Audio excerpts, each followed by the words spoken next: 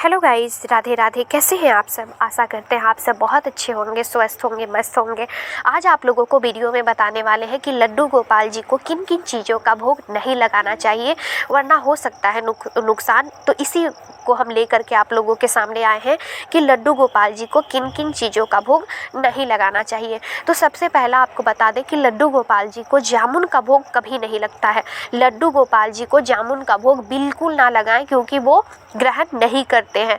अब इसका कारण बता देते हैं कि जामुन में छोटे छोटे से होल होते हैं, इस वजह से लड्डू गोपाल जी को कभी भी जामुन का भोग नहीं लगाना चाहिए। दूसरा, आप जो चॉकलेट ख़रीदते हैं उसमें कोका मिक्स होता है, तो आप वैसे चॉकलेट को अवॉइड कीजिए। वैसे चॉकलेट को आप भोग ना लगाएं। कि जैसे होता क्या है ना कि हम लोग बोलते हैं कि हम पुत्र रखे हैं, तो पुत्र की तरह हम लोग जिस तरह से अपने बच्चों को टॉफ़ी देते हैं, उस तरह से लड्डू गोपाल जी के लिए भी हम लोग चॉकलेट लाते हैं।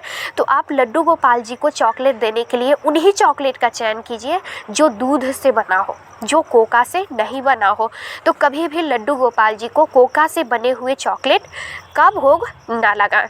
अब तीसरा है आप लोगों के कि लड्डू गोपाल जी को मसूर का दाल का भोग नहीं लगाना चाहिए। बाकी आप अरहर का दाल, चना का दाल, जो भी है आप लगा सकते हैं, लेकिन कभी भी लड्डू गोपाल जी को मसूर का दाल का भोग नहीं लगाना चाहिए।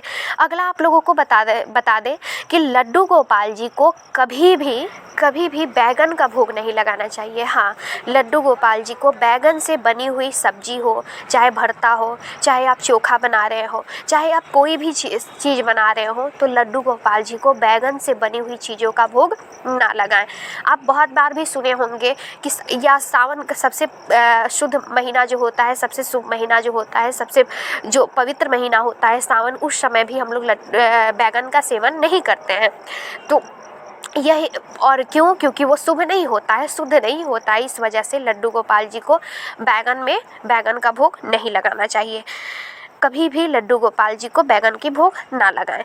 अब अगला है कि जो भी वस्तु आप मार्केट से खरीद करके ला रहे हैं, तो आप पीछे एक बार उसके पीछे क्या क्या उसमें इंग्रेडिएंट्स डाले हुए हैं, उन सबको एक बारीकी से पढ़िए कि कहीं उसमें लहसुन प्याज तो नहीं मिक्स हो गया है। क्योंकि हम लोग क्या करते हैं कि मार्केट से नमकीन लाते हैं, मार्केट से मिक्सचर लाते हैं, कुरकुरे लाते हैं, बिस्किट, जो भी चीज़ें लाते हैं, तो आप एक बार उसके इंग्रेडिएंट्स को ज़रूर पढ़ें कि उसमें क्या क्या मिक्स है।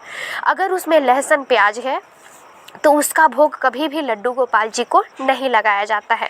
इसी तरह से लड्डू गोपाल जी को कोका से बना हुआ बिस्किट भी, आजकल बिस्किट भी आ रहा है, लड्डू गोपाल जी को इसी तरह से अगर बात करते हैं तो लड्डू गोपाल जी को अगर बिस्किट का भोग लगा रहे हैं, क्योंकि आजकल तो हम लोग लगाते हैं उनको बिस्किट का भोग, तो लड्डू गोपाल जी को अगर आप बिस्किट का भोग लगा रहे हैं तो ध्यान रहे कि आप बिस्किट के भी उसी तरह से इंग्रेडिएंट्स पढ़ेंगे कि कहीं उसमें एग मिक्स तो नहीं है, कहीं इसमें कोका मिक्स तो नहीं है। इस वजह से अगर आप बिस्किट भी उनके लिए ला रहे हैं तो पढ़ के उसके इंग्रेडिएंट्स उसमें कौन कौन से मिक्स हैं वो सब पढ़िए और पढ़ के ही उनका चयन कीजिए। और ज़्यादा कोशिश कीजिएगा कि दूध से बनी हुई बिस्किट ही आप लड्डू गोपाल जी के लिए, उनके भोग लगाने के लिए लाएं। कभी भी लड्डू गोपाल जी को चाय नहीं देना चाहिए। हम लोगों को भी चाय नहीं पीना चाहिए, लेकिन लड्डू गोपाल जी को कभी भी भोग में चाय ना लगाएं। बहुत से ऐसे भक्त हैं जो लड्डू गोपाल जी को चाय का भोग लगाते हैं, जबकि हमें नहीं लगाना चाहिए कभी भी। आप लोगों को पता है कि चाय में निकोटीन पाया जाता है, जो कि समझिए कि एक तरह का नशा वाला ही पदार्थ है, नशा ही है वो। तो इस तरह से हम लोगों को लड्डू गोपाल जी को कभी भी चाय का भोग नहीं लगाना चाहिए। आजकल बहुत सारे हम ऐसे वीडियो देख रहे हैं जिसमें वो लोग चाय का भी भोग लगा रहे हैं, और एक के देखा देखी हर लोग लगाते हैं कहीं ना कहीं, तो ये बुरा प्रभाव पड़ता है। आपको कभी भी लड्डू गोपाल जी को चाय का भोग नहीं लगाना चाहिए।